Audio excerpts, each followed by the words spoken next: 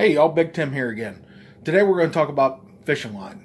That's probably the biggest thing I get asked about at the store most. What line do I use when? There's basically three different kinds of line. We have fluorocarbon, monofilament, and braid. We're going to start off talking about braid. I happen to use a lot of Power Pro, whatever I've got. For most part, I think braid is braid. There's guys that are going to argue. And it's true, you get different strands and it makes less noise and it doesn't eat up the guides as much. But as much as I use it, doesn't make much of a difference for me. I use what's cheap. Power Pro is not one of the cheaper ones, but it's probably one of the most reliable ones. When you're going to use braid? I use it on spinning reel a lot. Granted, I don't use the spinning reel often, but when I do, I've got braid on there. Also, I use it for top waters. I love it for top water because you can make a long cast, and opposed to making a giant jerk at the end of a long cast, you can just barely twitch it because there's no stretch in braid. That's the beautiful advantage to it. I also would use it if I go someplace like Florida. Someplace there's a lot of vegetation or really, really thick cover, trees, something along those lines. Now, the problem with it is it's highly visible to the fish. Obviously, you're probably going to get less bites. So there's a give and take with braid. Also, you have less problems with it on a spinning reel because it doesn't have the memory.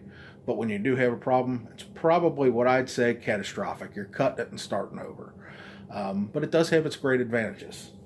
What I use most of the time is generally Seaguar products for my fluorocarbon.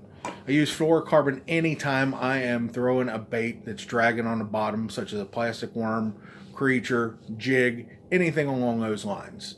I know there's still a bunch of old school guys out there that believe in mono. I would tend to think that if you're going to use mono versus fluorocarbon, you will get more bites with fluorocarbon. You also have less stretch than you do, so you don't have to have as monster of a hook set like we used to back in the 80s. But you still have set to hook pretty good. I use a couple different kinds, like the Invis X. The Invis X has a little bit more stretch and it's a little more forgiving. I use that stuff for cranking. I use it for spinner baits, things along those lines. But as far as bottom dragging, the one I use is actually an old school one called Carbon Pro. This is old school, right? But Carbon Pro's been discontinued probably now for about 6 years. I still have a stash of it somewhere that I can't tell you about.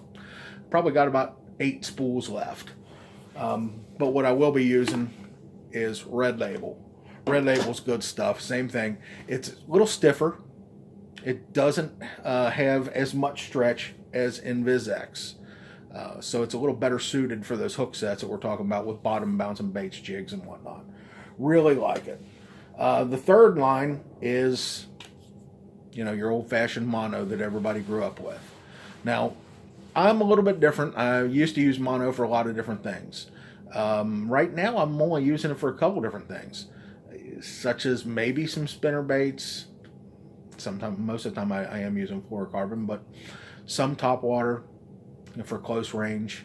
But one thing I use it for is shallow cranking. And I happen to like the Suffix Siege stuff. It has less memory, does have stretch. That's one of the keys to mono. But the reason I like it for shallow cranking is cranking here on the Ohio River, we have zebra mussels. And for some reason, the monofilament doesn't have as much problems with the zebra mussels. Zebra mussels tend to nick the line just a little bit, and fluorocarbon seems to, if you nick it just a little bit, it will break. I used to have a problem where I was cast my lures, and they would just take off, just roll. I'd see them spinning through the air forever, and couldn't figure it out for the longest time. And then I realized it was cutting the knot where the knot hits on the zebra mussels. So I switched back to old-fashioned mono, and I wasn't having that problem anymore. As a matter of fact, I can't think I've lost a lure using mono cranking on the river. So basically, there's kind of a quick tip on your line, what to use and when.